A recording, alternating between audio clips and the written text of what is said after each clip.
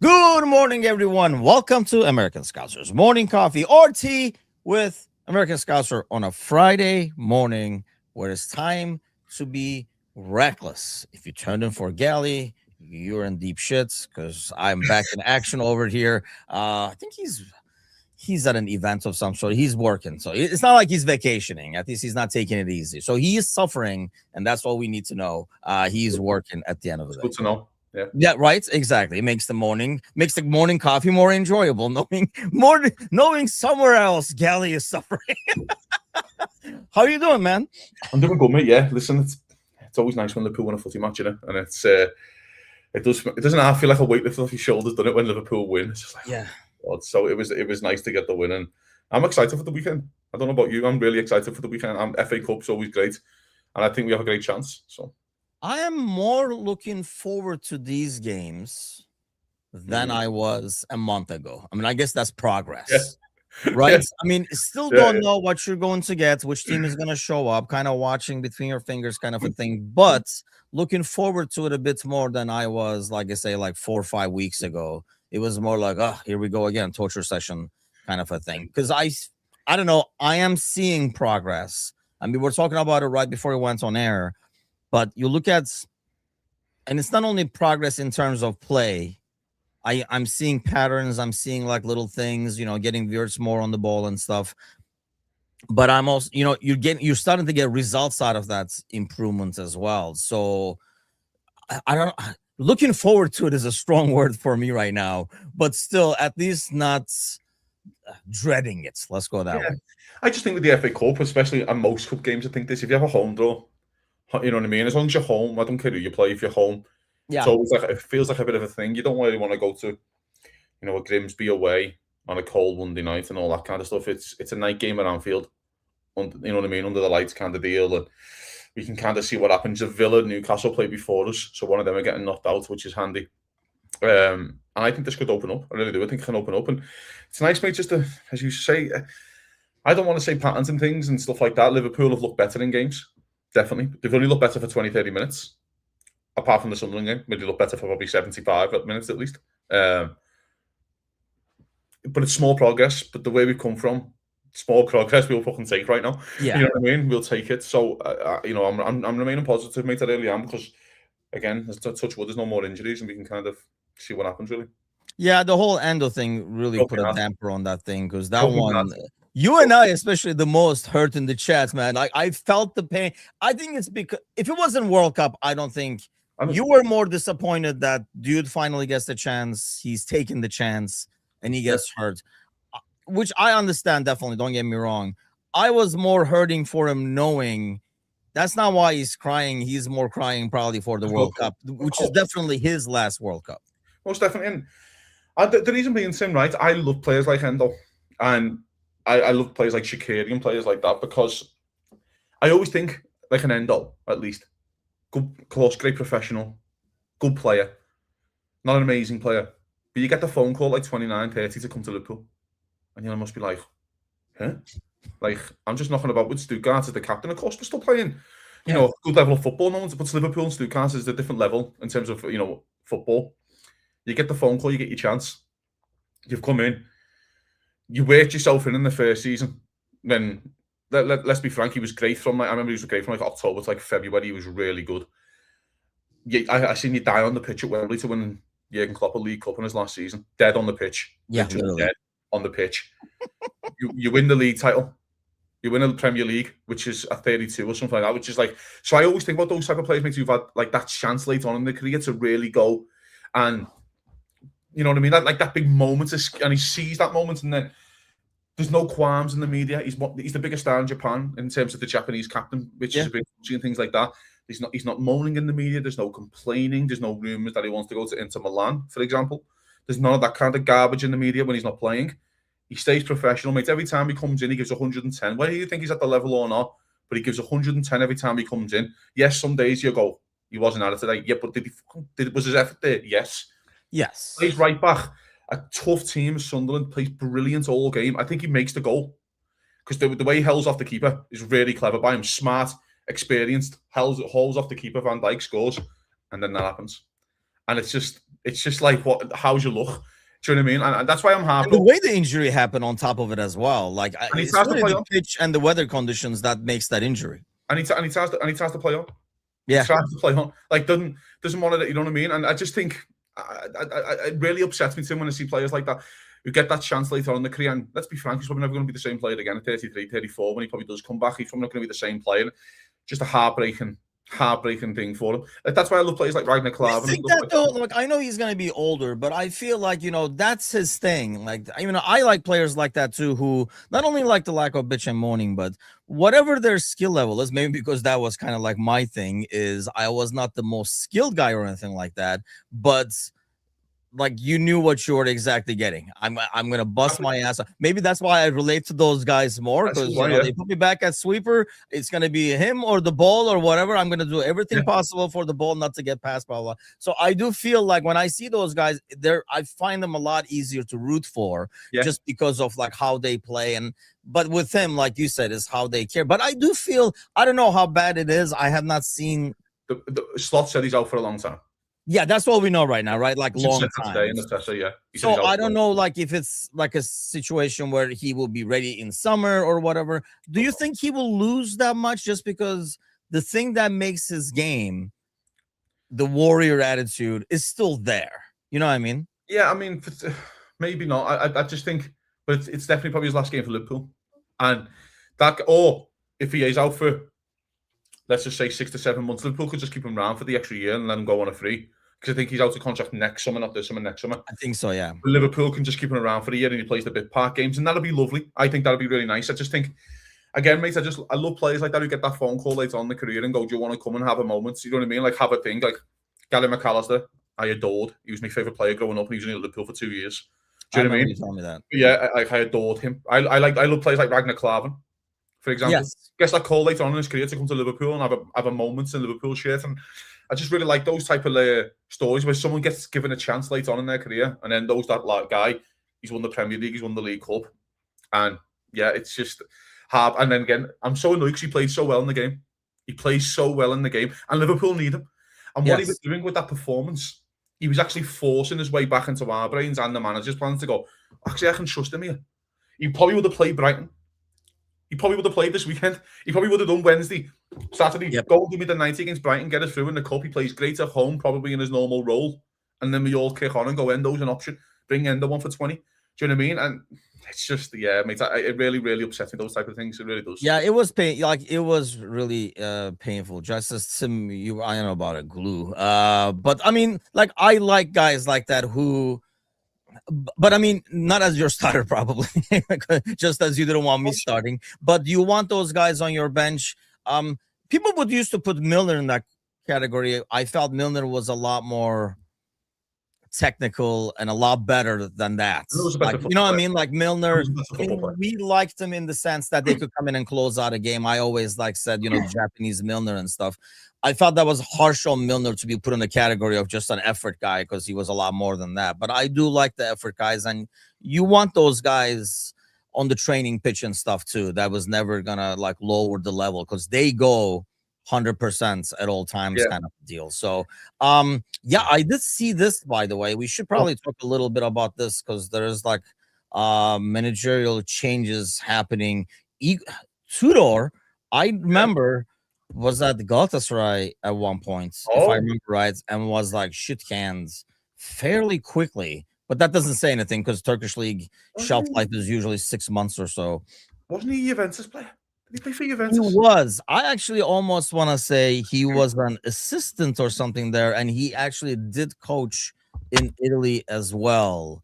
I think it's just the shocking. I mean, he's been all over the place. He was at Juventus last. He was at Juventus. He was a Juventus player. That's what I remember him from, as a Juventus player. Yeah, you look at him everywhere. He's been there for a year. He was at another Turkish club in Turkey, in Karabük, which is like, how the fuck did you end up there, dude? Kind of a thing.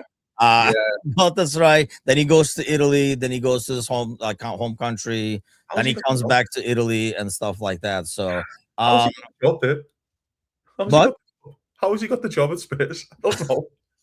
Like, he must have got that call. He must have got the call, man.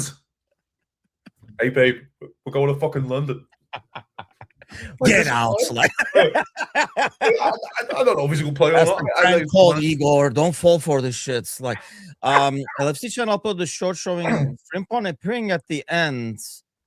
And yes, we were actually just talking about this. I'm glad you mentioned this, Rebellion. I do want to get something that Red Rebellion was selling earlier, though. Because yes, this is why we're winning the Champions League. I told Cozzy doesn't agree with me, but I said this is why we're winning the Champions League. If we don't have like any further injuries, you add Isak to this team, hopefully a healthy Frimpong for more than 3 weeks in a row. If all these things I can speak into existence, I can speak to. If I can do that, I can do the Champions League into existence as well. Okay. He said when he took over Juventus when they were in absolute shambles, did a great job at solidifying defense. He tightens things up. That's the problem. Like, well, let me ask you that. Creation Big Sam. Let me ask you that, because obviously with United getting the mini bounce and it's bouncing away now and stuff, but do you believe in like mid-season changes, especially for higher level teams? Because I think for a team, I mean, Forrest is just weird. Then why did you guys get him in the first place? But I can understand team in that thing saying, all we need is a bounce. I don't care about next year. We got to survive this year. So I can kind of understand that it's a last ditch, right? You're like, maybe the new guy will work because this isn't working and we're going down, or we're going to battle to go down and stuff. I just, like, for example, did you like the Tottenham Thomas Frank move? I liked it at the time. I still think he's a good manager. I just don't think it was the right fit in terms. Oh no, I mean, like in his firing, I remember people were like, really, in the beginning of the season, they were like, see, if you get the right guy, you can already see him changing the game. He makes an immediate impact and stuff. That lasted like 3 weeks. I said this yesterday on Thursday show, and it's something I've been thinking about for a while. There's a few things really I think with the new manager. When the way he set up in the big games, so he set up against Arsenal very poorly, negatively. I think he had 5 to bat, 2 holding mids. They get beat 4-1. It's not ideal to do it in your big massive game, like what your game is. And then he did it to Chelsea, which is a bit of a derby, and he does it again. I think they lose 3-0 or whatever it was. I can't even remember. Or 1-0 might have been, but they got battered all game. So they're the 2 fixtures that really stand out for me now. The one that gets me, Tim, there's 2 things for Frank's. I think Frank's tenure. Number one, he's bang unlucky with injuries. Maddison, Kulusevski, Solanke. Solanke's only just come back, but they've been injured a long time. Especially Kulusevski, who's a massive player for them, and Maddison. Yep. You've got probably your best centre half is Mickey van der Ven, who's been fit this season, by the way. And then I think right alongside him is Romero when he plays and when he wants to stay on the pitch and not do something crazy. So getting sent off doesn't help, does it? You know what I mean? Now, well, he does it regularly. That's another thing. I think when your captain is lacks that much discipline.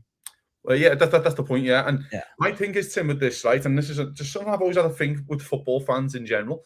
So when last season happened and they thrown all the eggs in the Europa League and they win the Europa League, and Man United just finish above the one place. I think it's 16th and 15th or 17th and 16th. And I think there's a part of this where Spurs went, well, we're not really a 17th, 16th place team. We can make the jumps to get back where we are because, we're going to concentrate on the league and everything's going to kick on.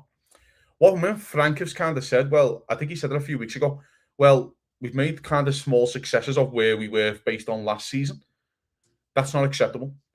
It's so hard sometimes in this league to jump from 16th to 3rd, 2nd, 4th, 5th. It's so hard because you've got to overtake 10 teams. The problem is for Spurs, I think, United have done it. United did it. They've done it this season. True. They've literally done it. And they were doing it with Amarin. Because United was 6th when Amarin got sacked. He was 6th, based from 15th or 16th. So he jumped like 9 to 10 spots. And I just think sometimes when you've swallowed that season of like, we're shit in the league when they win the Europa League, and by the way, it was the correct thing to do because they win the Europa League in the end, so it always works out to be correct. To then kind of say, as Frank when he said it, well, we're making small progress. Did you see us last season? That is a stickler. Because they're going to look at that team and go, well, that team isn't a 16th or 17th place team. I think they have so much depth. I think they have so much quality players. I think so. You look at the squad and you're like, how are they where they are kind of a team, right? Like there's a lot of quality in there, defensively, attacking wise, but it's never come together. I did not watch Ryan is asking if you've seen the comments. I saw a reel literally just now as I was making the reckless coffee about him talking about the moves they made, what he thought they needed, and what was done instead. He was like, when they were much higher, he said for the next step, they needed Premier League ready guys. Yeah, to make the jump. And that's not what they got. They got a bunch of like young kids. So we signed Solanke and 3 teenagers. Yeah. He's fifth, and he was asking for like players like Mark Gahey and Semenyo and players like that. And of course, he signed. I know he threw out those names, and I was like, man, that's really like a really. But those names. Like Arne Slot could get sacked tomorrow, and you'll go, well, I want a Gahey and Semenyo. Yeah. Not hard, is it? Do you know what I mean? Anyone can say that. So I don't know if they wanted those names. The names just sounded like, I'm like, are those really the names you asked for, though? Because you literally just asked for everybody just signed. Like, I don't know. I understand his arguments. I watched the whole thing, and he says, when the Europa League final happened, Daniel Levy came to meet him and have a cup of coffee. He said, I knew I was done. He said, I knew I was done in February. I knew I was getting sacked. He didn't tell me that, but you just know. He said, I was getting sacked. And he said, and Daniel Levy comes in, and he was like, oh my God, like, everyone's so calm in here. And he was like, yeah, we're going to win this game. Of course. It's fine. We're going to win. And Levy couldn't get his head. He said, I've been in 8 finals and lost everyone. Or something like that. Or semi-finals and finals, and I've lost everyone. And he was like, and he said he couldn't. Ange was like so calm, and Levy was so nervous because of the Spurs thing. We're going to do the Spurs thing. We're going to finish it, throw the season away, then not win the trophy. Well, and he was like, and I was trying to explain to him, no, we're fine. Everyone's dead calm. The lads are just playing about and stuff like that. And yeah, man, I don't know. I think Spurs is a wonderful footy club for someone to take over. I mentioned this yesterday. I think the depth they have up front when everyone's fit is a joke. I think the midfielders are really good. I like Basuma. I like Sarr a lot. I like Bentancur. Yeah. I like Madison, Kulusevski.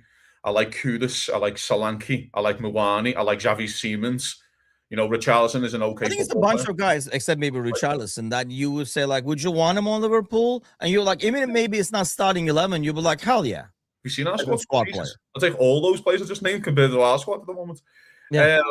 But so I think there's a lot of like really good pieces there for people. Do you know what I mean? And again, you've got Van der Ven. Like, and the reason why Van der Ven's so important, it's not really Romero for getting in for the second, because a new manager might come in and fuck him off. And by the way, probably feel the best if he did. But if you keep Van der Ven, he allows you to defend 15 yards further up higher up the pitch because of his pace. Yeah. Do you know what I mean? Because of his pace. So sometimes I always think that when a manager walks into a team, and I've mentioned this before, you can't come in and go, Amorim does this, another man, Mourinho does this a little bit. Would they come in and go, I need 15 players? Yeah.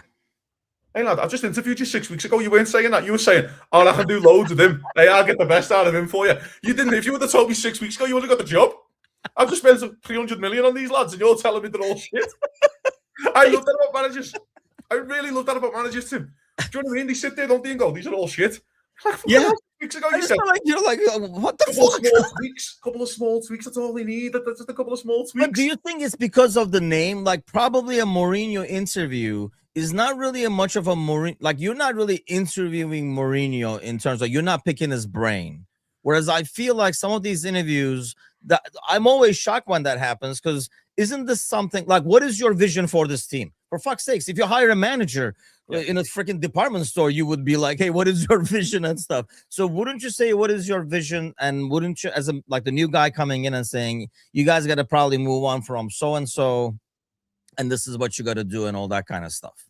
So I don't understand how, maybe you don't have to do that with Mourinho. Mourinho can get away because Mourinho is coming with a resume, throw me on the table and be like, hey, you want me or no? Like, I don't know. Yeah. That's more of like a, what kind of caviar would you like, as opposed to more tactics and shit. I think so part of this, if you're Spurs, I said this last night, just do Marco Silva, who's out of contract with Fulham in the summer.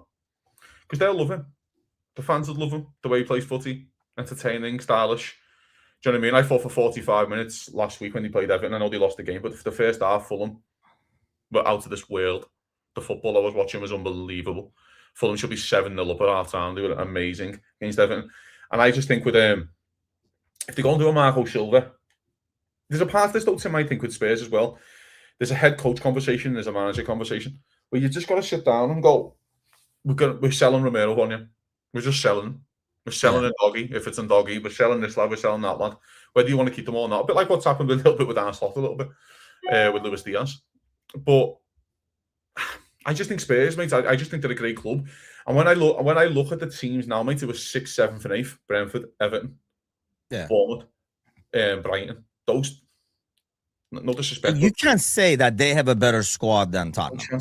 That's what I'm saying, though. Like, it is just literally, I think, a few small tweaks just to go. But again, he's bang unlucky. I think, well, yeah, maybe I am. But I just think sometimes the players... You don't even know it. Yeah, you don't even know I'm a secret Spurs fan, yeah. I just think loads of managers want that job. I think it's a great stadium. It's a great group of players. They're all young as well, relatively youngish players. It's not like you've got to walk in and go, I need to sell 7 of these because they're all over 30. Do you know what I mean? They're all young, good forwards. Do you know what I mean? Like, really good forwards. So, yeah, man, I think Marco Silva, maybe, in the summer. I do like Marco Silva, actually. I don't know about his, like, is he the guy that takes you all the way to the top kind of a deal? But I do like him as, you know, how he carries himself, personality, like how he talks and all that kind of stuff. Ryan says Richarlison, I don't know. Like, I understand there are certain guys that you despise, but you will like him if they're on your team. We were talking about this with Edip the other day, because there's like a couple of guys, Fenerbahce finally got rid of Duran, for example. Like, that was one guy we were talking about. There's a guy named Osterwalde who plays like center back, left back, blah, blah, blah. I find it very hard to root for some guys. I don't care what jersey they're wearing, just because of their demeanor. It's one thing to be a guy like Robertson. Like, I don't know, like Bruno Guimaraes, for example. I think is a guy that, you know, I hate to say it, Bernardo Silva, right? Like a guy that I would not mind probably if he was playing on my team. But there are guys like Richarlison, like Duran, and like Osterwalde guy, Bruno Fernandes, guys that I don't care if they're wearing my team's jersey. I'm not going to find it. I'm still going to root for him, but it's going to feel a little icky as you root for him just because of what they do. Like, I don't want my team doing that. You can do dark arts. You can do the shithousery. His is not shithousery. It's just like douchebaggish-y. Whatever that is. He's just not very good. Well, that on top of that. But sometimes I look at like a Bruno Fernandes and I go, I fucking hate you. But God, my God, you're good. Like, you're good. You're very good. I can swallow that. I look at Richarlison and go, I also hate you, and you're also not very good. And that's another reason why I don't like it. So I've got loads of players like that throughout history where I look and go, God, I hate that lad. But my God, he's a player. I don't look like that with Richarlison. If he's worth 50 million quid, mate, Jesus Christ, Endo's worth 200 million. But I just, you know, and again, I'd never want him anywhere near my club. He signifies, and again, I think he signifies everything. Just an average football player scores 12 goals a season, and they think they've got the second coming of fucking R9. And it's just whatever, you know what I mean? And then he's also got a tattoo with Neymar on his back, which is super weird, with himself. Don't know if you know that. There's a tattoo with Neymar, R9, and himself on his own back, which is kind of weird. Weird. It's super weird, isn't it? Like he got that when he was 4, when he was a Neymar fan, you know, like that'd be. Yeah, but again, and it's just the thing, and yeah, it's those type of players. Suarez is a good example, but Suarez is a top player. Suarez is the 3rd best football player in my lifetime, behind Messi and Ronaldo. I was going to ask you about Suarez because Bob mentioned Suarez. Okay. I had to say it. I'm not a Suarez fan. Okay. Which, I mean, I love his goals and stuff. The person that he is, what he does, it goes to that category. I'm going to root for you. And he wasn't that bad initially. I think it came more and more and more, right? The whole like racial thing and all that kind of stuff. I don't know. It just compounded. So as a person, I'm just not a huge fan. He was like, I mean, as a footballer, he was just freaking unreal. And the effort and everything he did was unreal on the pitch. But that was like, for example, a good example of a guy, especially towards the end, I found it really hard to root for. Yeah. I mean, again, I can completely get on board with that. He's one of those players, as I just mentioned, like the Bruno Fernandes, you can look and go, I might not like you, but fuck me, you're some player. Like, Suarez is the most gifted football player I think I've seen play for Liverpool. Suarez? Yeah. Oh, it has to be. Some of the scoring 31 and 33. To drag, mate, listen, I always think about this. He nearly dragged Ali Sissoko to a Premier League title. Like, my God. He nearly gives Simon Mignolet a Premier League winning title. And made up Gerard Slip so Simon Mignolet doesn't get to win the league. Like, my God. Do you know, when you look at the score, I just think as like, I mean, he was a really great guy. He was like a very efficient, first of all, like in terms of like scoring. And then, you could play him anywhere up top. Like he could drag people to the wing. He can like be your center forward and stuff like that. I mean, as a player, he was really amazing. But especially towards the end over there, I was just like, not a big fan. Like, I just checked this record to Barcelona because he played 191 games and scored 147. Like, that is a ridiculous footy player, isn't it? That is genuinely ridiculous how good that is. I love how when he goes to Atletico Madrid to spike them to win the league and then wins the league. It's just like, he goes to Atletico Madrid, mate. I'm just checking here. He plays 67 and scores 32. It's just a fucking unbelievable. I think he was the kind of guy. Like, there are some strikers, right? Like, who starts, like, if they scored early in the game or if the game is blown out, they almost like try stuff that maybe they wouldn't normally try. Suarez would stick to his basics and he would play like it's still 0-0. Like, I got to score this. And that's why I think he would accumulate goals throughout the game, as opposed to some guys, they might try like an overhead kick or whatever. Suarez will bring that shit down and smash it in because like that's how he plays. But Luis Suarez right now is 39. Okay. He's still at Inter Miami. He played 55 and scored 30. He's 39. I just think he's most gifted I've seen. I remember being at the game when Kout gets the hat-trick, and that's when he kind of broke out that game when he takes everyone on and Kout taps it in. I remember just looking around, going, "What have we signed? What is this, lad? Yeah, this is not what I'm used to." But I can completely get on board with what you're saying about his personality and things. But I think he's the most naturally gifted football player I've probably ever seen play for Liverpool. Possibly. We're agreeing with Bob this morning. It is a reckless Friday indeed. By the way, remember this finish he did for Barcelona against PSG when he just megs David Luiz? He's one-on-one with the keeper. David Luiz playing for PSG. It's one of the most... people might remember this goal. He megs him. Luiz is stuck in the mud. Can't move. And then he's one-on-one. He just sticks it in the top corner. He doesn't need to just roll it in the net. And he just goes, "No, I'm just going to do the most outlandish finish." I think it was like a Champions League quarter-final. He's like, I'm going to do the most... Is that the one they had like but then they gave away in the return? I think it was the year after. Is it the year after, like with the famous Barcelona collapses back to back to back? Yeah, I think that was the year that Messi, Suarez, Neymar win it. That was the year that Messi, Suarez, Neymar win it. I think in like 2018 or something like that. But it's one of the best. It's one of the best finishes I've ever seen. But yeah, Luis Suarez, man, what a football player. And he also made me laugh as well for doing the dive in front of David Moyes. It'll always make me laugh. By the way, people are, the dive. Yeah, that's what I mean. Like in the beginning, he had that personality that was like more shithousery and fun, right? Like you were like, like he's a douche, but he's funny kind of a thing. Over time, it just evolved to, and the whole biting and stuff. What the fuck is going on? Like it was just got fucking weird, dude. Like the whole Everton thing. That's fucking funny, right? That's classic. That's perfect. The Palace game when we're 3-0 up in the Palace game, and he's the one who picks the ball at the net and 3-0. And that was when I went to myself. We're going to win this 6-0. Like we're going to overturn this goal difference in the 13-14 season. And I thought we're actually going to win it because of him. He was the only belief I had that we could actually overturn the goal. That's how. And when you actually look at that team, listen, it was a young Henderson. People forget, by the way. I know we're going off on tangent, but this is Reckless Friday.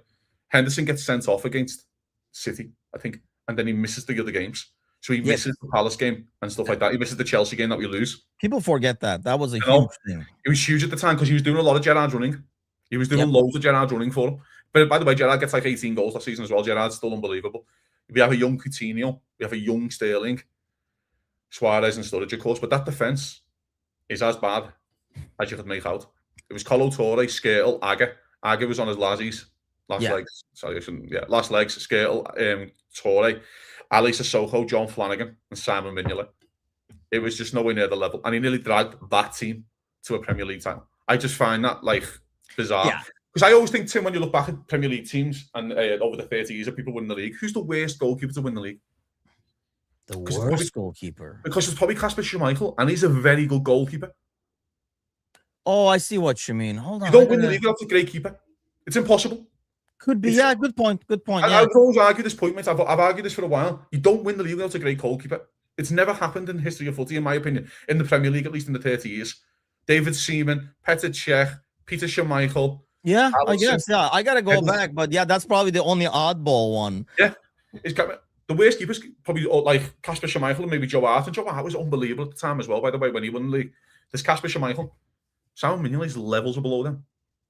And Liverpool a couple of points away from Mignolet with him in goal. Mignolet was so scary, man.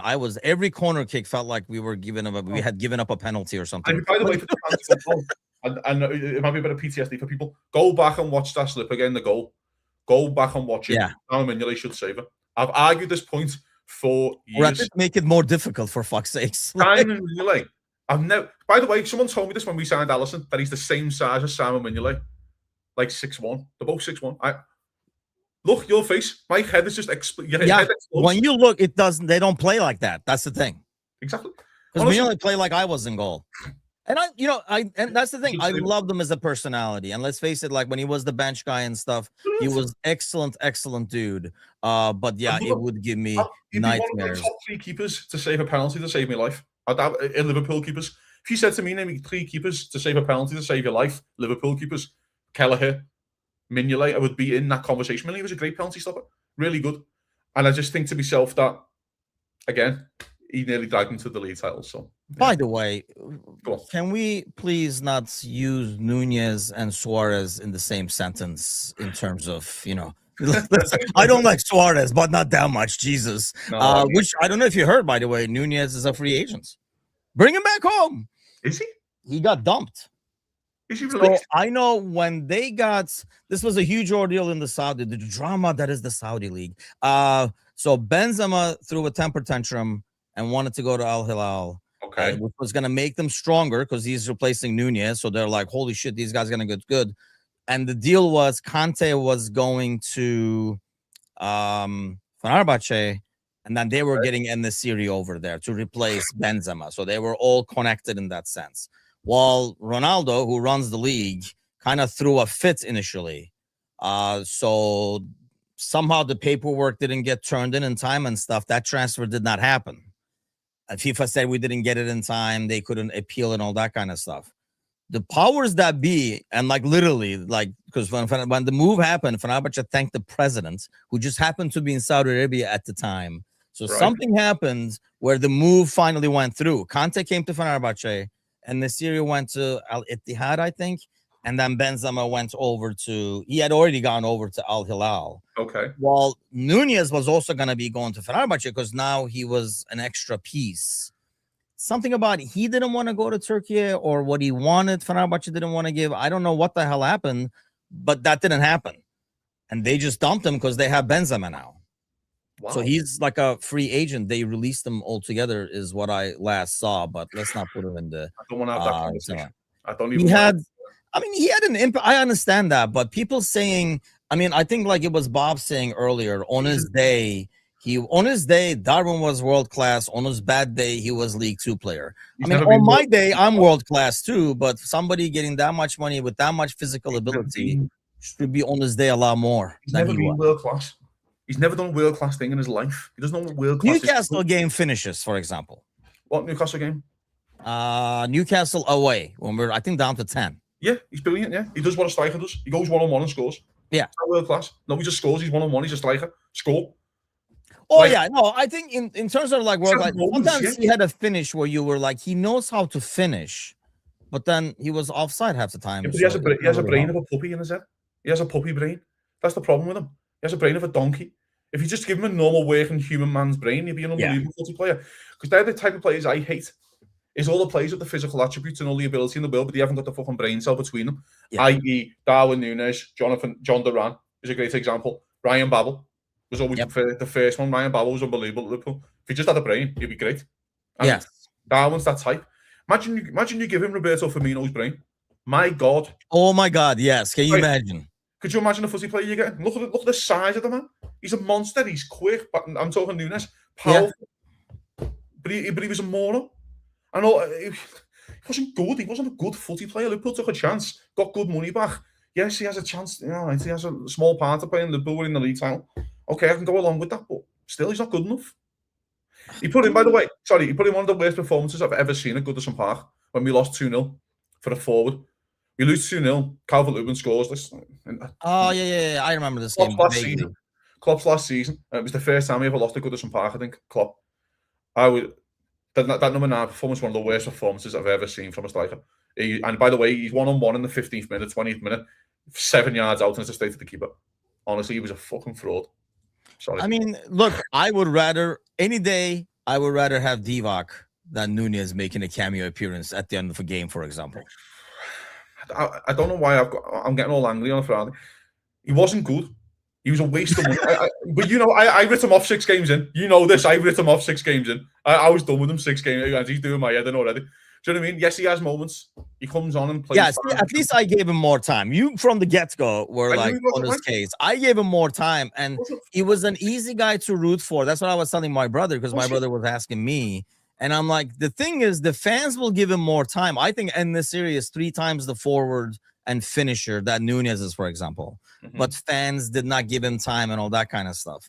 But with Nunez, like, the fans will give him more time because they'll see the efforts, but then eventually they will get sick of him every time he's like freaking offside and stuff like that as well. And I assume, I mean, if you're getting dumped out of the Saudi league, that he's diminished. And it's a shame, because it looked like he looked like a good kid, but like you said, like, like off the pitch, he looked like a good kid with, responsibilities and all that kind of stuff. But on the pitch, just played like a 12-year-old. Like, it's just like, dude, you got to be smarter than how you're playing.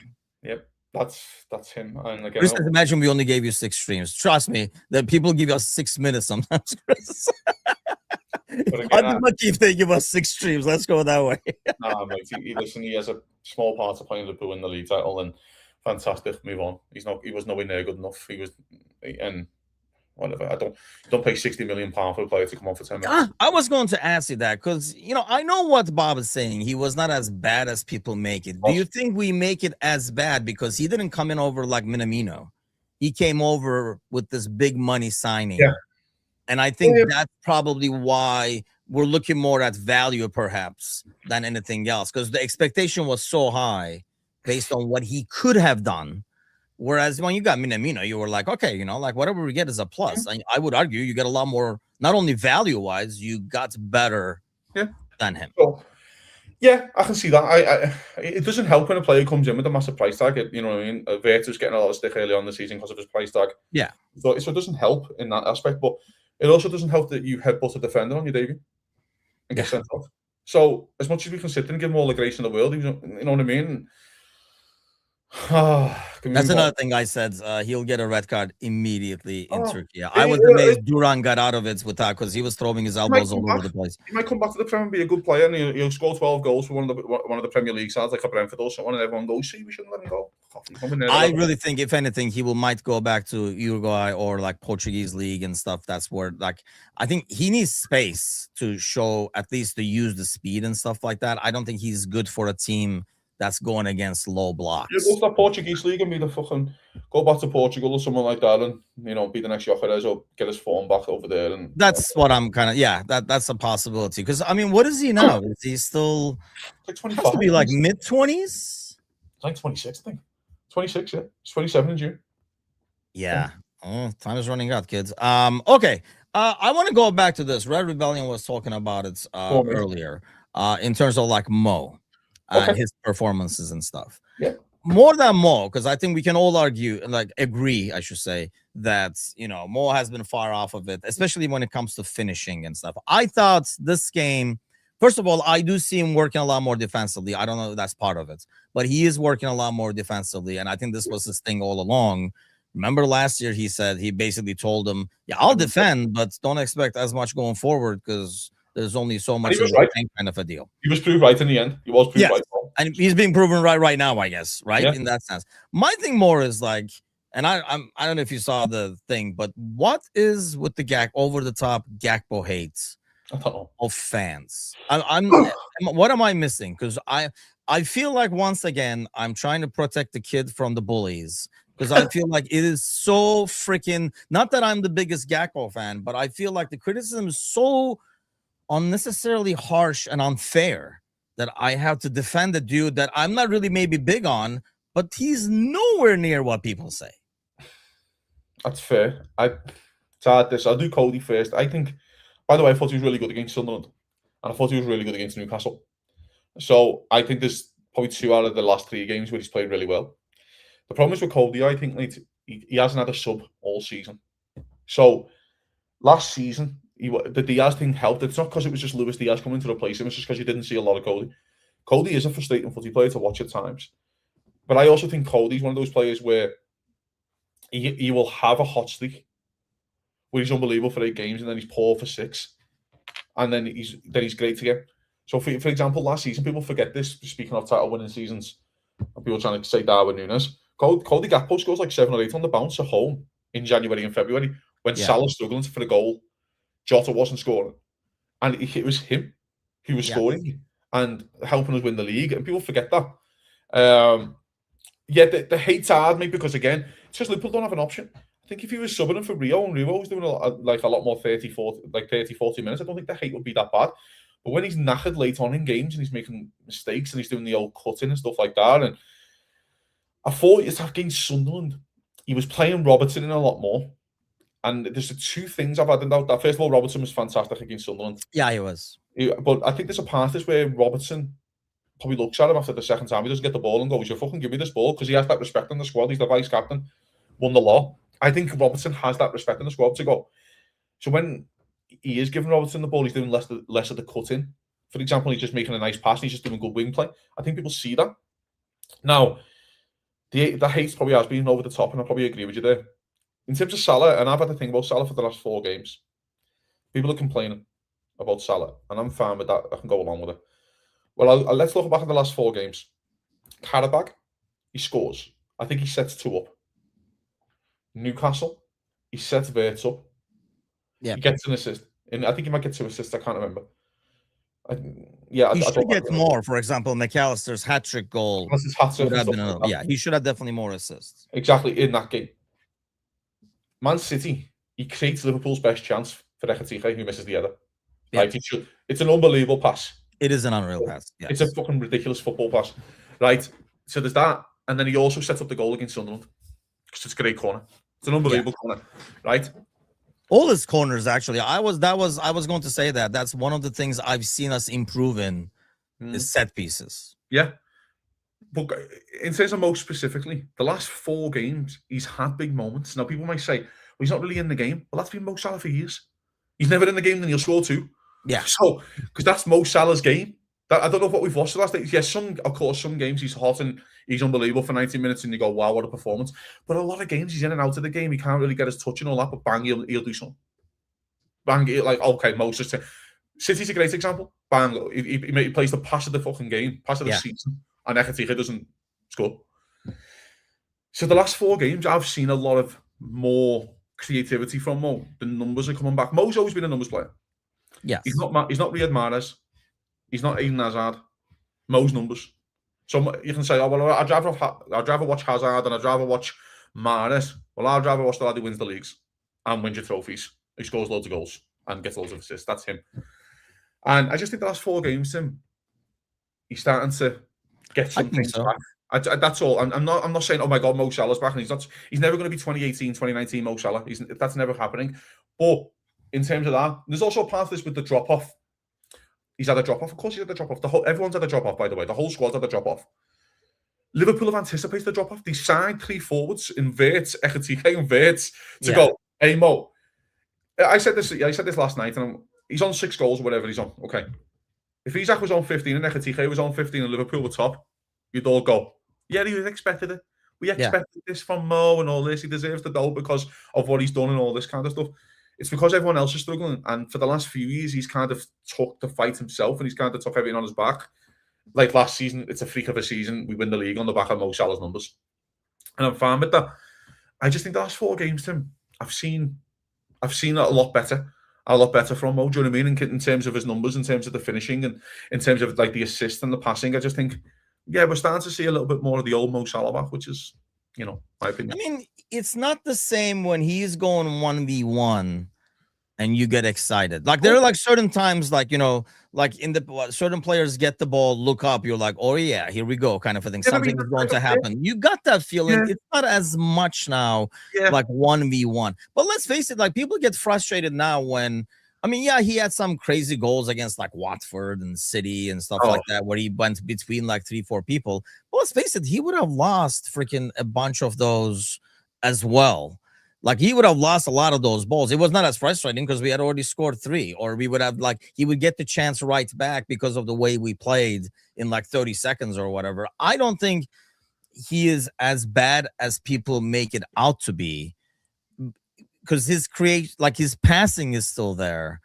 And I think he's building. I mean, he said it himself. I think Bob was talking about, like, when you see patterns of play, like he's trying to still get used to Ekitike, I think, more than anything else, where Ekitike is going to go and stuff. And I feel like that's slowly working. But that's it. They had that with Cody, like that back post curler, where all Cody has to do is, I can remember at least 3-4 Cody goals like that, where it's literally bouncing off of Cody and going in. Just But because he's making that run, because season. he knows, Mo's going to play that ball in and stuff. So I think the creativity is there. I think people look at it and say, I know there's at least 1 or 2 moments in every game where you're like, wow, the old Mo would have gotten there, kind of a thing, right? Pace-wise. Yeah, and I've got no problem saying that, and you're probably right in terms of a lot, but I don't think Mo's ever been the striker where he goes through one-on-one and you just back him. I just don't think he's ever been that kind of forward anyway. I just always think he's been the type of forward who, he is a little bit uncomfortable at times. He looks a bit like things about, but his numbers are a joke, and I just think the last 4 games to him, especially, and again, these games the Newcastle game and Sunderland game, he has a massive part to play in Liverpool getting points. And I just think the last few games he's starting to develop again. He's starting to get the figures back, and the Ekitike thing's a great argument. And I just think I don't know. I just think that the hate has been a little bit too much because we have been struggling. Again, if he'd had the season he's had, Tim, and Liverpool were top because Ekitike and Isak have both got 15, 20 each, we'd all sit there and go, well, he's just been a normal winger. Yeah. It's because Liverpool are struggling as well, where the haters then come on more like, well, what's Mo doing? The ball's bouncing off him. The ball was bouncing off him in 18-19. Yeah. Like the ball was bouncing off him at times. So I just think, I just don't think the level of, yes, he's dropped off, but I don't think it's, oh my God, he's fell off a cliff. That's all. Yes, I agree. And I think it's on both sides. Like I say, I notice people like just pick a player and just pound on him. So most people pick Gakpo, to be fair. Some people pick Mo. Like everybody picks somebody from one of the old timers, though. If you notice, none of the new time, the old timers that they're like, they just want to change. I just don't see a world, like, I don't understand how people can feel confidence and say, well, I'd rather see Rio out there and over Gakpo. Defensively, like you look at the Sunderland away game, I think both wingers, if he played well and won all the second balls, it's because both wingers worked a lot defensively. Yeah, he helped out right back. He helped Endo out a lot, I thought. Yeah, I thought he helped Endo out. I thought he probably helped Gomez out a lot as well. I don't know. I just think and if Liverpool are going to be successful this season and win a trophy, I promise you in these cup runs, Mo Salah will have his moments where you look and go, my God, like, thank you. And again, if Liverpool are going to finish in the top 5, it's because of Mo Salah getting numbers. Yeah. Mo Salah has to get numbers because the forwards aren't really fighting. I don't know where Ekitike is playing well, but Gakpo. And then if you look at Chiesa, he's never going to get minutes. Wirtz might get a couple of numbers, but it's going to be all still based on Mo when we judge this at the end of the season. I just think if we review his season, maybe probably from the start of February until the end of the season, we can have this chat in the summer. And we'll go, fuck me, Mo scored 8 and got 5 assists towards the end of the season. You'll all sit there and go, fucking hell, he got it together for us when we were in the shit. And I just think we're starting to develop him, getting it together for us right now. And I think I was talking about this yesterday. The Red Rebellion is talking about like us shifting him to central, especially at the end of games. We've had to, like, for example, we had to in Sunderland because Mo knows, it's a weird skill to have, but Mo knows how to play without having to run. Yes, whereas Ekitike, I think, still does not. So you look at those after the 70th, Ekitike just drops. So like defensively, he's just jogging. And because of his style, normally he would sprint, but now he can't. He's tired. So he's jogging there. So you might as well not do anything, which is what Mo kind of does. But he doesn't he doesn't jog from guy to guy. He kind of covers an area. Like you look at the last 5-10 minutes of that game, Mo is helping defend. Whereas before that, the 10 minutes before, Ekitike, even though he may be possibly running more than Mo in that sense, you got to kind of master the skill of, I was talking about this with like how Endo will play right back. I was kind of worried about it. And I was talking about like Milner, for example. it's a skill to play well, knowing the deficiency, like knowing you don't have the speed, but play accordingly so it compensates for the lack of speed. I feel like Mo can at least. That's why he was central in most games. I think because Ekitike can't do 90 the way he's playing. So until you get Isak back to do the 60-30, 70-20, yeah, I mean, you have to slide him over there. I And go ahead. I think there's a part of this with Mo as well. I'm really interested to see what happens towards the end of the season when Isak's back and he does Isak up front and Ekitike left wing. One game. I'm really into it. Because I just think with Mo, he might look up and pick up the ball and he sees a big 6'3", 6'4" monster in Isak, whatever he is. He's a big boy at least. And Ekitike's got some size and he's running in at the back post. I just think Mo might find it a lot bit easier as well to pick his passes, where sometimes he probably looks up and sees Ekitike and he's 40 yards on the left wing. Yeah. He's probably like, and then he's seeing Florian Wirtz, for example, or McAllister running in late, because McAllister likes that run where he runs in late. I just think sometimes when you are old and the speed isn't there, but the quality still is, you do need to look up and go, I can pick him out and he's going to hold the ball up for me and not embarrass me. I always think that with sometimes with footy players, it's a bit like, I've seen I've seen Gerard talk about this, and you see what happens to, like, for example, like a Rio Ferdinand at QPR and even like a Kyle Walker at Burnley. When you're old, surround yourself with good players, because fuck me, they help you, they bail you out. When you know what I mean? Again, when you're old, mate, and you look up, mate, and these lads are on your wavelength. But I think these lads will be. I just think there's a part again. I just don't think the fall off's been as bad. And basing on the last four games, and I know people are still kind of writing him off and things, he's had massive parts to play. Massive parts to play. And if Ekitike just does the right thing against City, Liverpool win the game. Just do the right thing, Mason just hit the target, will then score the fucking goal to fucking City. So, and then he's had massive parts to play. So and I think you will see him. I don't know. I mean, Bob might be right. He won't. I think he will start games. I don't know how many, if any, but we'll see. For Isak, if Liverpool are going to win the Champions League, like you say, Isak has to play.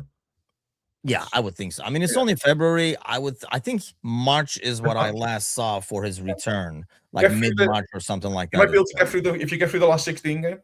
See you again the last 8, and you've got Isak fully fit, and then anything can happen to him. And again, I don't think Liverpool win the Champions League, but I think in one-off games, and Isak, Ekitike, Wirtz, and Salah could get you over the line in games. Yes, in one-offs. I don't think it's sustainable. But that's why I feel like this team can win any one-off.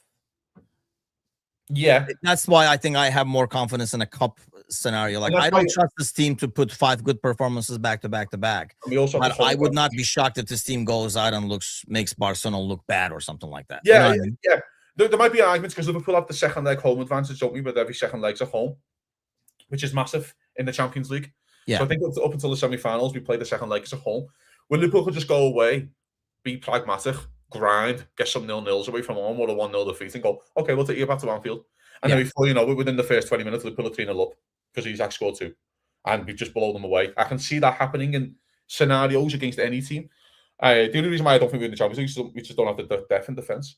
And that's what I worry about. I mean, you would literally have to be lucky rest of the way. You've been extremely unlucky. You have to be lucky rest of the way. It just doesn't feel like it. I think this is kind of harsh. I don't think we're 6 because the only reason because of Mo Salah.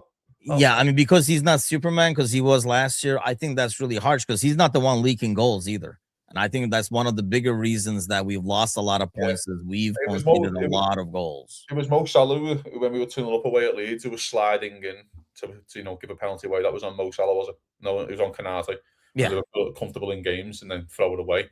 Has Mo Salah been great? No. Has Mo Salah been away for 6 weeks of the season as well? Yes, because he went to AFCON, so he's been away as well. Yeah.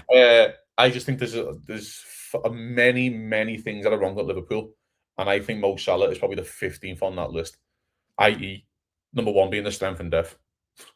Yeah, and I don't even think, I don't agree that it was a massive mistake because I think McAllister was asking in the chat earlier, even if you sell him this summer, I think he was saying, like, if they give 50, do you still sell him? I think he's gone in the summer personally anyway, and that's still a win because that was going to be 0. Liverpool have got Salah's replacement. It's Alexander Isak. They're not going to spend before. But he's not playing right wing. No.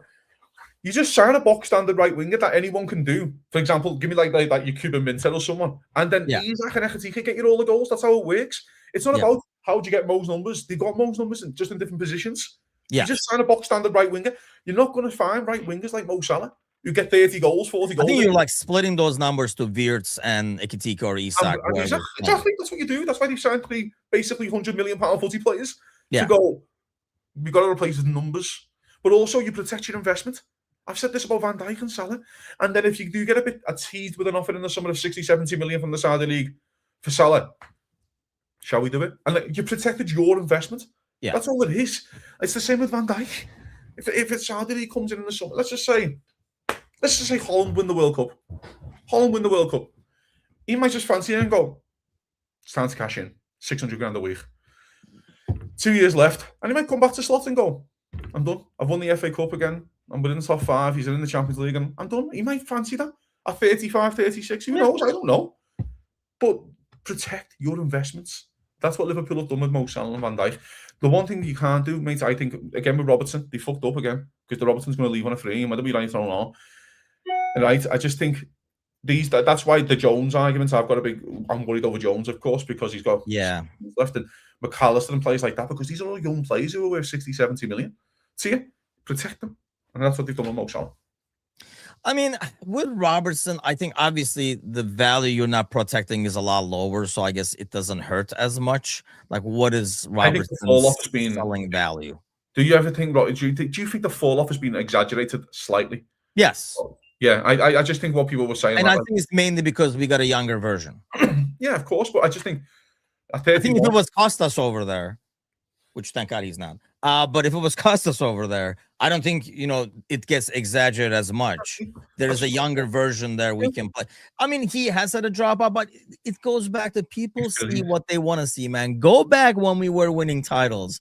Fucking Robertson is fucking up that back line, the offside, every goddamn time. He is the one that's behind. How many times people talk about like Van Dijk, like yelling at Kerkers all the time.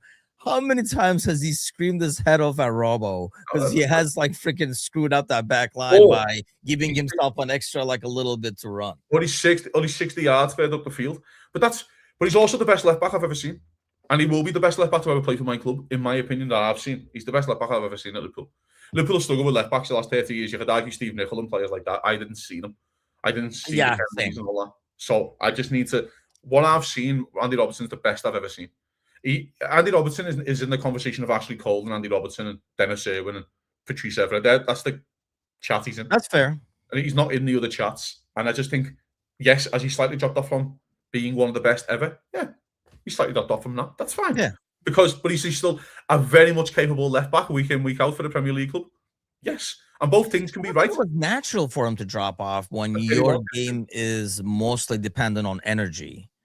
You know what I mean? That was what it made it. Like you're saying, he could make that 60-yard run and come right back and stuff. Tottenham was cheeky offering 3 million, wasn't it? Yeah, that was the price, 3 million. That's why that just didn't make. That's why I was so angry again. It didn't make sense. That's all it was. Like I was livid with. It just doesn't make sense for you to even entertain this conversation. I don't know. It almost felt like they entertained it for a second in the behind the scenes. And I almost get the feeling Slot was like, you guys got to be shitting me. Like, we're going to get even weaker for 3 million. Like, it would be one thing, like selling Diaz was one thing. We were all, I think, on board money-wise. But like this, you got to be shitting me. For 3 million, we're doing this? Like, that's dumb. That would have been a dumb move. I think there was a part of that where if they were going to do it, it's the sweetener for Van der Ven. Yeah. I've said Van der Ven for a while, haven't I? He was always my long shot, which is now starting to come like a smaller shot. That because there's no Daniel Levy at the club anymore, and he's very hard to do business with. But Van der Ven, if you can keep him fit, I think he's one of the best. And I think it might have been the sweetener for that. Of like, you can have Robertson for 3, but we are coming to chat in the summer about Van der Ven, and that could have been a chat. Which I would be very interested in that too. He does. I mean, the thing is, you lose that, right? You're like half a second late. That's kind of like age, and have we watched Premier League football players? This is what I find. This is why it's hard when you're a Liverpool fan, lads. And again, I know because we have newer fans on this podcast and kind of stuff. Watch other left backs. He's still better than most in the league. It's just because his levels dropped off from being very good. Is he better than the 8th best left back in this league? Of course he is. Of course he is. I think we're comparing to that's the bad thing is when you've seen a player diminish. That's why it gets exaggerated, kind of like Mo. Yeah. Like it gets exaggerated because we've seen like a ridiculous high, especially with guys who have given you a ridiculous high. Exactly that. The drop is you're like, oh, look at him now because you've seen, and it's kind of hard to erase that memory kind of a deal. Yes. I mean, it's like watching Stevie G play for Galaxy over here. It was just like, was this guy was really a footballer? You know what I mean? If you never saw it, you're like, this guy really played. This is one of their best, is what I probably said. This is the thing about footy, but it was the same with Kelleher. When you go, Kelleher, don't compare him to Alisson. It's impossible. Alisson's the best I've seen in the Premier League, including Peter Schmeichel and Petr Cech. I think Alisson's better. It's my opinion. I'm entitled to. I just think, and when Kelleher come in and not look like Alisson, come on, lads, really? Yeah. Not look like one of the best ever. Like Roberts, for example, when I was very harsh on Kerkers. I think Kerkers has been great the last 6 weeks. But I was very harsh on Kerkers when he walked in. But I also felt sorry for Kerkers because I didn't think he should be playing as much football as he should have been. I thought it was going to be a lot more. I thought this season, Tim, I don't know what you with the left back, I thought it was going to be Liverpool play 50 games, Kerkers plays 30, Robbo will play 20, and we'll ease him into it. But Slot just went crazy balls deep on Kerkers early doors when Kerkers was struggling to get, and he just wasn't really throwing Robertson back in. And that's when I was like, well, you're just kind of hanging this kid out to dry a little bit. Yes. Yeah. The tough love has worked on Kerkers. You could base it on the last 6 weeks. It's kind of worked on Kerkers. I just think he could have eased it a little bit more and played Robertson a bit more. That's all. And I just thought that didn't help the manager either a little bit. Mikel says, do you think Alisson's dropped off these? And I think so. I think so. There are like more instances where I feel like he should have done better. Right? Like and I think it's partially because of like it's a lot more fragile back there and it affects everybody. I mean, you know, if you don't trust your goalie as a defender, it's hot, you know, it causes doubts. I think it's the same way when the goalie is not trusting the four in front of him as much. Yeah, it causes doubt. That's kind of how it works, really. It's not the well-oiled machine. And there is like a lot of instances. There have been many goals this year. Maybe we got spoiled. Maybe kind of like Robertson, the high was so high that he would save every goddamn thing. So when he's letting a couple in, we know, man, Ali should save that. Maybe that we wouldn't maybe save with any other goalie. But my thing is, a lot of these goals, if Kelleher was in goal last year, we would have said Ali would have saved that. Yeah. There's been like a lot of those goals where like Ali would have saved that. Yeah, I think as Alisson's. Yeah, he's kind of fell off. You could argue his level hasn't been the same.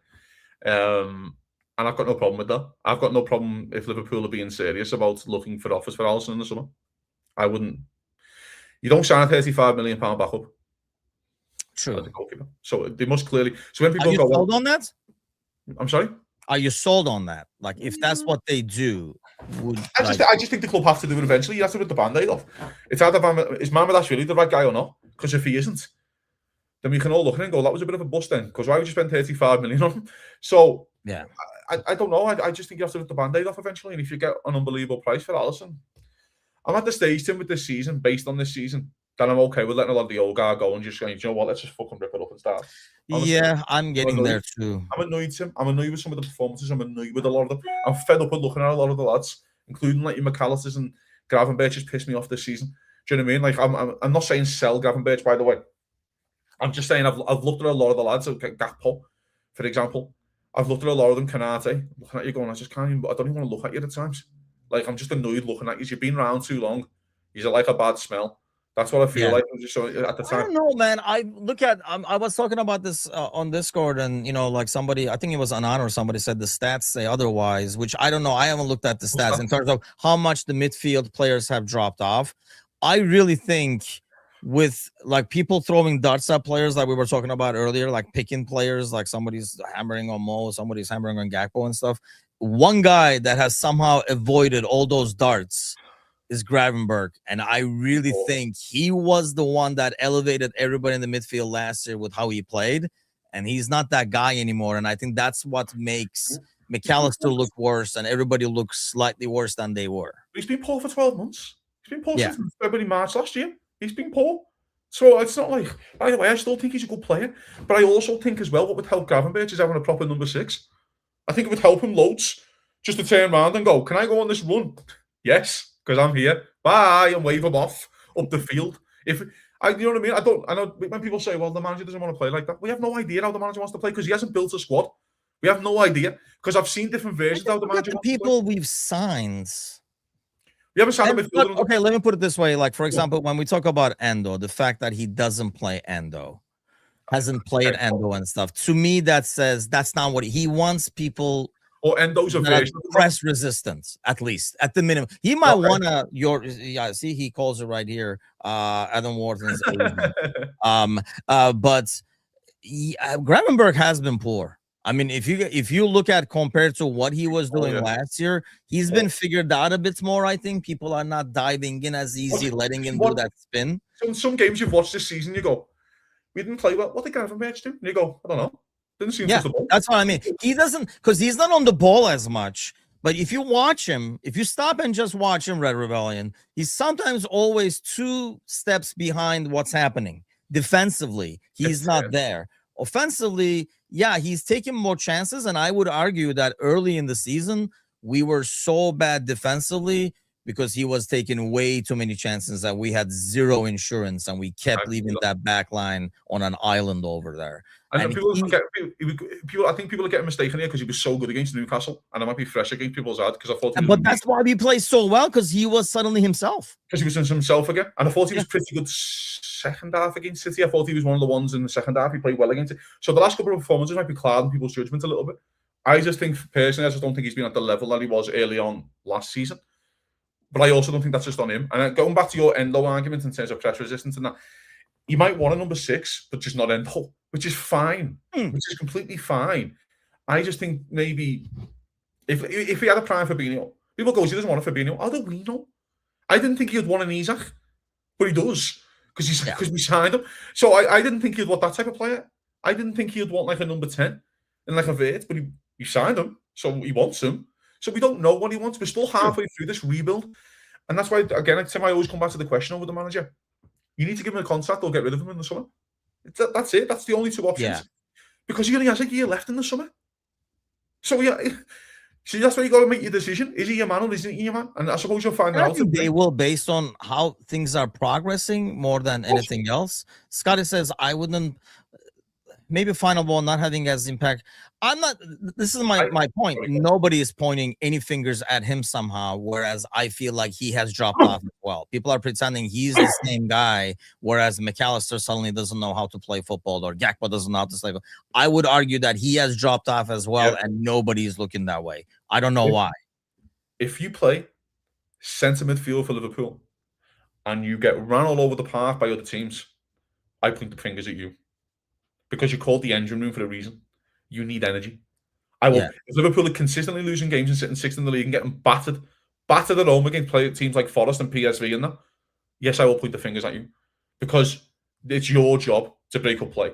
Yeah, I'm not saying it's him. Like, I'm not taking the dart and throwing it at him. I'm just saying people pick one player and somehow nobody has picked him, even though he has dropped off as well. Szoboszlai's a great conversation. Szoboszlai's been Liverpool's best player this season. I'm not his biggest fan, but he's been Liverpool's best player.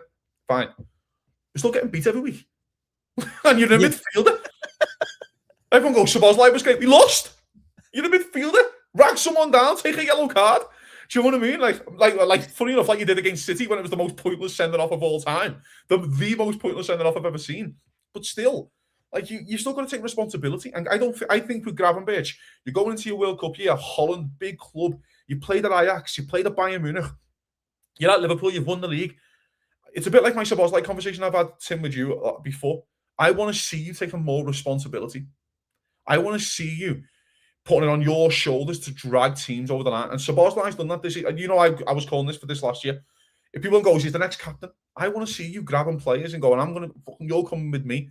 Szoboszlai's done that this season. I look at Gravenberch, he's a great age now. He's a really good age. You've had enough experience. You've won the Premier League again. You played at Ajax and all that kind of stuff. Now it's time to watch your level. What is your level? Because if this is your level full time, I'm not sure you're right. I'm expecting for Gravenberch now to go to the next level because you're 25, 26. Where's your peak? Let's go. Let's find out. Yeah. That's all. No, that's fair. I think that's more than fair. In terms of like what you're saying, in terms of like, do we know what he really wants and stuff for one, and then yeah, I think when you say Szoboszlai has been our player, I feel like he has not dropped off like some of the others. So he, his level has kind of like stayed a bit more up there, whereas people have dropped off or kind of like bounce up and down. Like you have like 2 good games, 3 bad games and stuff. Ozan says Tim never points fingers. Yeah, dude, there was one point like a couple of weeks ago that it was a possibility that both Costas and Nunez could go to Fenerbahce, and I think my head would just freaking blow up if that happened. This is a beach ball for you, but I'll entertain it anyway. Here's your beach ball. I mean, when water is like, yeah, it's not even like when you especially name names, it's a beach ball for you, but I'll let you just say it anyway. If it depends if you're keeping Canate, but if it's one or the other, I've said Liverpool are crying for a centre mid, whether it's Wharton or not. Liverpool need a centre midfielder. I think. Wait. I figured because it's Wharton, you would say midfielder. Otherwise, I would pick centre back. I just think Liverpool need an out and out really good, brilliant midfielder. I honestly, I just think we have no legs, like proper legs. Tim, I need a lad who can run around for 14k a game. And by the way, I think Liverpool would do both this summer. I actually genuinely think. I think so too. I think Liverpool. Chris says Wharton doesn't tackle. Those are some fighting words, my friends. Slot says I'm always looking at younger players. Let's wrap this up with tomorrow's game over here. A few of them are closer and closer to the first team. Football Flashback takes this to the bank and bets that Ramsey is going to play tomorrow. Are you putting some money on that as well? I think Ramsey will play tomorrow. Ooh. I think he will come out of the mighty red costume and get a game. I said the team yesterday, and I'll probably run through it again. I think it's going to be Ramsey, Gomez, Van Dijk, and I think he'll probably do Robertson.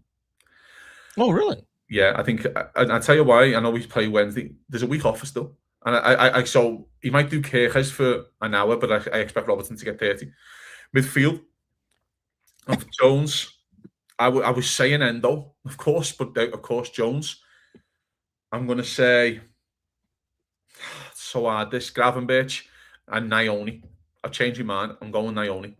Yes, I think he'll do Chiesa down the middle. I think he'll do Rio left wing. I think he does Salah. Because you can say to Salah, you're still getting a week and a whole week off, and do you fancy winning a trophy? And Mo Salah loves to win trophies more than anyone. So I think that's his team, and I think he'll get. And then also what he has the team with that team. If Liverpool are drawing on the 60th, you can make your Ekatike and all these other subs and not make the game go to extra time. Do you know what I mean? I just think but the one thing that might kill this manager a little bit is if, of course, Brighton get off to a hot start. That's why you still got to have your experience in there. I think this is a humongous game of football for the manager. I think it's ginormous because Liverpool want to go deep in competitions. You can't throw away the League Cup, get bounced in the fourth round of the FA Cup, get on the one of hard lines. Let's say against Atletico Madrid in the last 16, and you're hard lines, and Diego Simeone does what Diego Simeone does, and Liverpool get knocked out. And then Liverpool are fighting for 5th in March with nothing else to play for. Yeah, see, that's why I'm not rotating as much as you are, like Nyoni and stuff like that. I mean, what Nyoni does is really what Gravenberch does. He's what I like about Nyoni is he always knows where the ball is going to go next. He does not get caught on the ball as much. Hopefully, I didn't jinx him if he plays, but definitely no Nalo tomorrow. I can guarantee you that. Unfortunately not. If we need a red card, no, unfortunately not.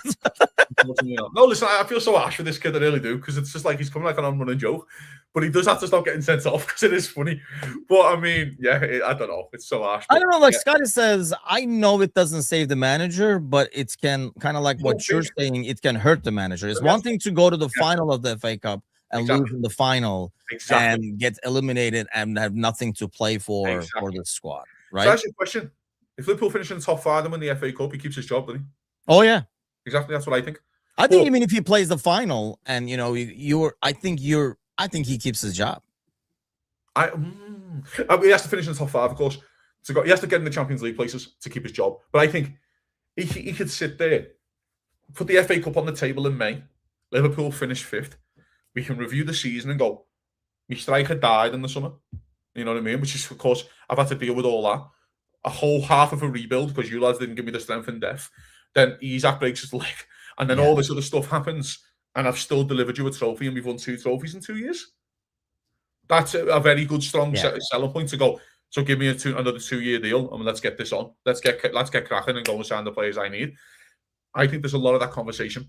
I also think helps Slot a lot, and people aren't thinking about this, and I think it helps if the league is won on the early 80s again. People forget this when in the league. Arsenal going to win the league. Okay.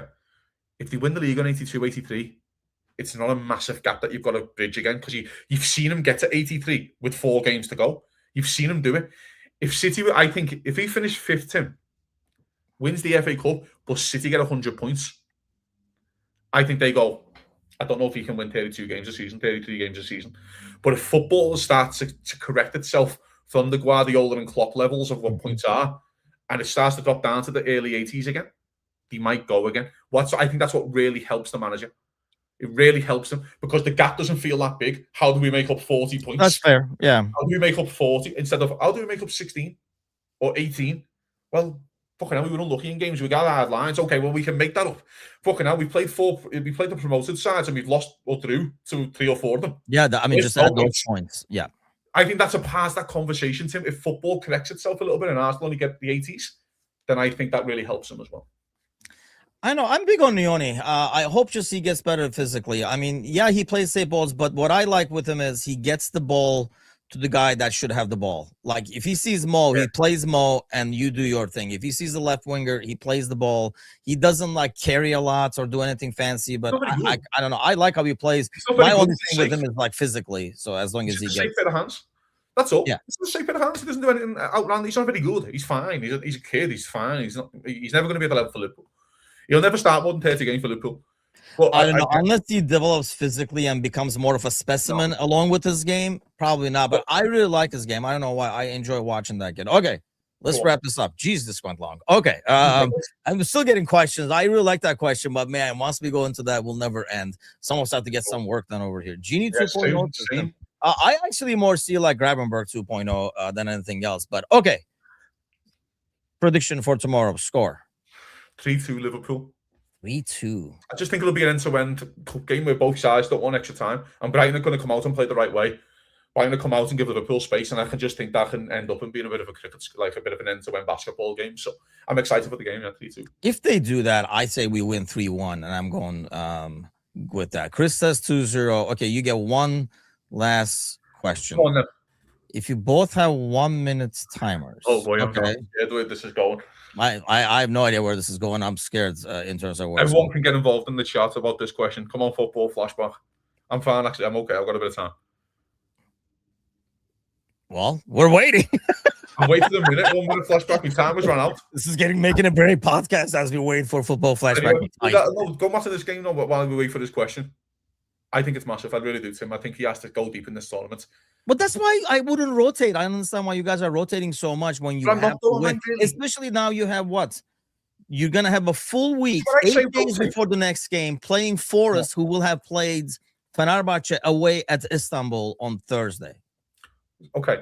So when I say, like, rotate, I don't think I've rotated that much. I've still got me Van Dijk and me Salah and me Gravenberch and players like that.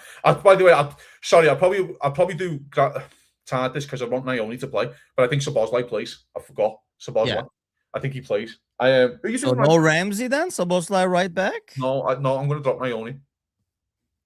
But who are you playing right back? You got to do tomorrow. I see Szoboszlai. I see our starting playing. If he doesn't do Ramsey, I'm done with it. You know. I think he's gonna start.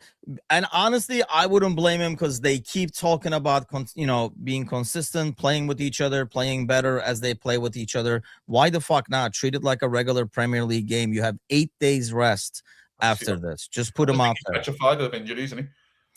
I wouldn't put Joe out there to start. Like, have Joe come off the bench afterwards. That's fine. But I would not. Do you want Joe getting injured against Brighton? Right, he just came back. No, but I don't want Kanata getting injured. And eventually, no, that's fair. But which one is more likely? Joe, who just came back, going in there, or he hasn't had 6 weeks yet, though, Tim. And he always loves his 6 weeks, doesn't he? My Ibu loves his 6 weeks off. Every season he gets a 6 week off, doesn't he? I guess.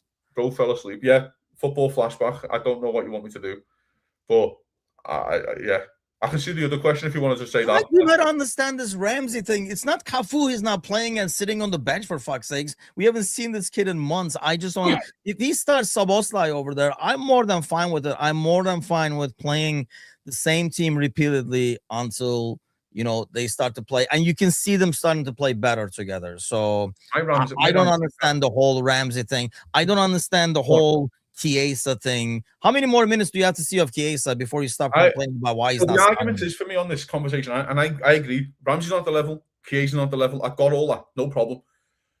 But I just don't like the way he speaks about him in public. That's all. That's my biggest. Because one time, I agree with that. Said it again.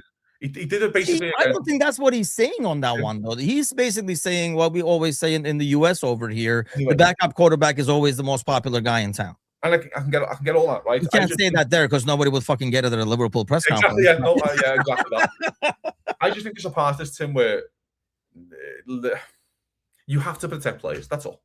And I just don't think he protects the players. He could have said that a lot better without throwing him under the bus. It was more of a frustration, but yeah, I agree that he could have worded that. He's the manager. He's the manager, by the way, who has made the squad smaller. He did that.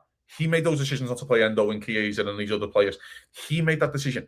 I'm sure when it was Klopp or it was Rafa and Houllier, that they had players that they didn't want in the squad, but you just got to play them now, innit? A few times when Klopp played Shaqiri, he pulled them off like the sub of him, and he was like that, like literally, I'm going to kill you, but I've had to play you. So sometimes I'm sure those type of players. I just think this manager doesn't trust the whole squad enough, and that's where my biggest. And I think that's fair, but the problem is when the season goes the way it does, I can't fault a guy to say my job is a bit more important than fucking Chiesa getting more minutes.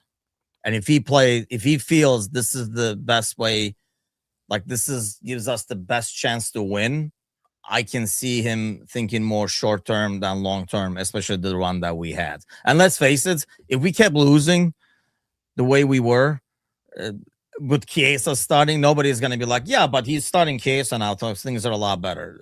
People just look at results. So at the end of the day, I don't blame him there. Yeah, football flashback fell asleep. Unless this was his question over here. I'll go back to his last question because he never typed a new one. Would you guys rather win the FA Cup but finish 6th? Or finish 5th and go trophyless? Personally, I'd rather finish 6th. I think Liverpool are based on winning trophies. Now, the club wouldn't agree with that. The financial side, of course, when Liverpool are halfway through a rebuild, wouldn't agree with that.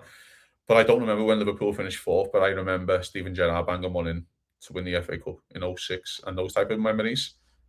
So I'm based on Liverpool winning trophies. So. But I understand if you. I'll go with 5th.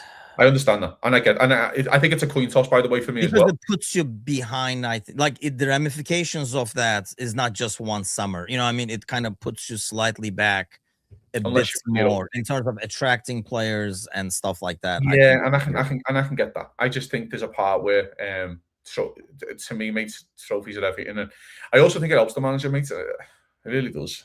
So I mean, I don't know. I'm always gonna pick Liverpool over Lakers, so there's that. That's not even a thing. Yeah, that's not even a thing. But okay, let's wrap it up before we make this a 24-hour podathon over here. I'm going with the 3-1. You're going with the 3-2. Either way, hopefully we advance. It'll be interesting in the starting 11. This is one of those where I'm going to be waiting for the starting 11 to see what the hell comes out. But like I say, if I was him, I would play the 11 that I'm going to keep kind of like pushing, and then if you get the game, you can start. Who's more likely to start, Ramsey or Jones? Yeah, I would start Jones, for example. I would hope so. But someone's got on there. But let's move on. That'll be it for us today, though. Finally, I'll be back Monday morning, bright and early, with Matusz, the Polish Prince. So have a great weekend, everybody. Hopefully, enjoy the game tomorrow. It kind of goes like the Sunderland game. It was such a pleasant experience to watch a team play well, fight hard, and win. It feels like I have not had that for a while. So I'll go with another one of those on Saturday. Have a great weekend, everybody. We'll see you guys soon. Take care.